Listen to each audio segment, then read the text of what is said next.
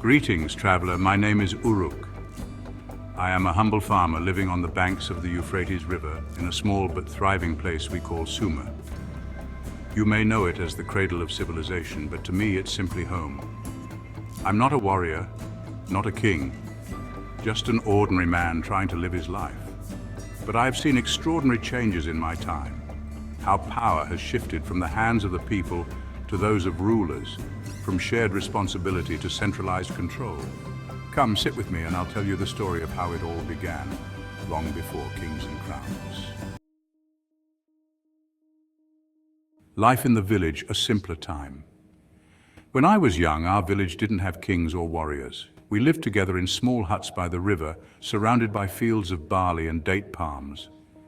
My parents told me about a time before we settled here, when our ancestors roamed the plains in small tribes, hunting and gathering what they could.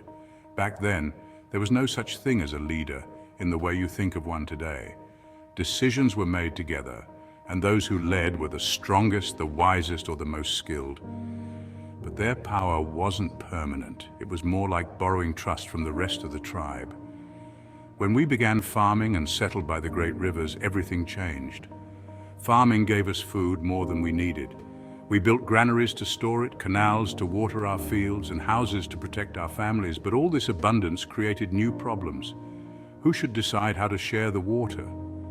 Who would guard the granary against thieves? Suddenly we needed leaders not just to guide us, but to manage our growing village. The first leaders, wise but temporary. In those early days, we chose someone we called the Ensi, a steward of the village. The Ensi wasn't a king. He, or sometimes even she, was simply the most trusted among us. Someone who could organize the planting, manage the irrigation canals, and settle disputes when neighbors squabbled over whose goat ate whose barley. But the Ensi didn't rule over us. Decisions were still made collectively by the elders of the village, who sat in a circle under the shade of a tamarisk tree. I remember my father telling me, "Power belongs to everyone, Uruk. No one man can hold it forever." At the time, I believed him. The turning point, war and the rise of the Lugal, and then came the conflicts. Our neighbors, jealous of our fertile fields and granaries bursting with grain, began raiding us. The simple walls of our village couldn't hold them back. We lost crops, livestock, and even lives. That's when we realized we needed more than just a manager. We needed a protector. That's when he arrived. His name was Lugal, which means the great man. He was a warrior, fierce and strong, with a voice that made even the bravest men fall silent.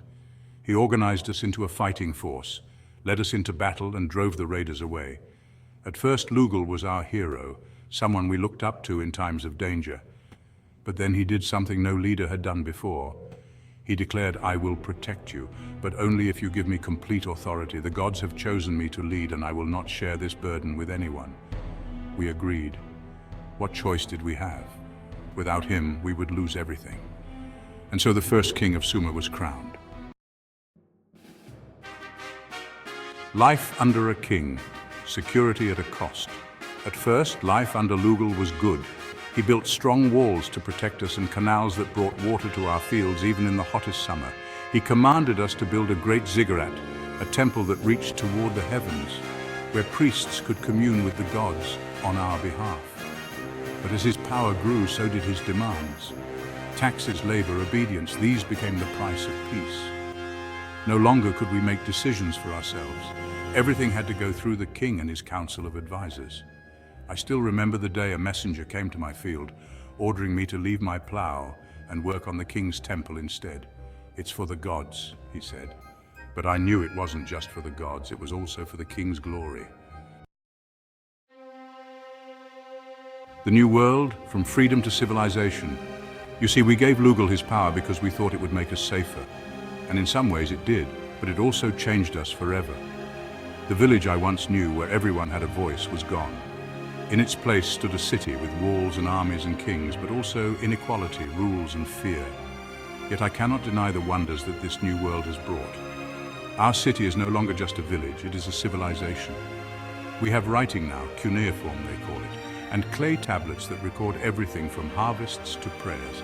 We have trade, sending our goods as far as the mountains and the seas. And we have gods, great and mighty, who we worship in temples that touch the sky. But I wonder, was it worth the cost?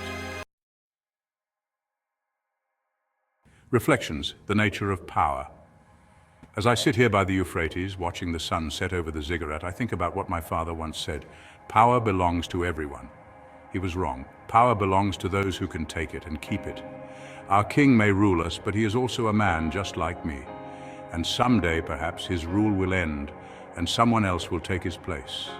That is the way of the world. Power rises and power falls, but as for me, I will keep tending my fields and feeding my family.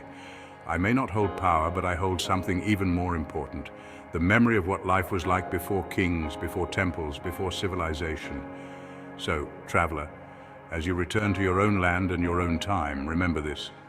The story of power is not just a tale of rulers and wars. It is a tale of people, of farmers like me, who live beneath the shadow of the crown, but who also build the foundation of the world. I leave you now with this thought: who truly holds the power, the king who rules the city, or the people who make it possible for him to rule? This is the story of Sumer, the cradle of civilization and the birthplace of power. If you enjoyed this journey through ancient Sumer, please subscribe and share this video. Your support helps us bring more stories from history to life.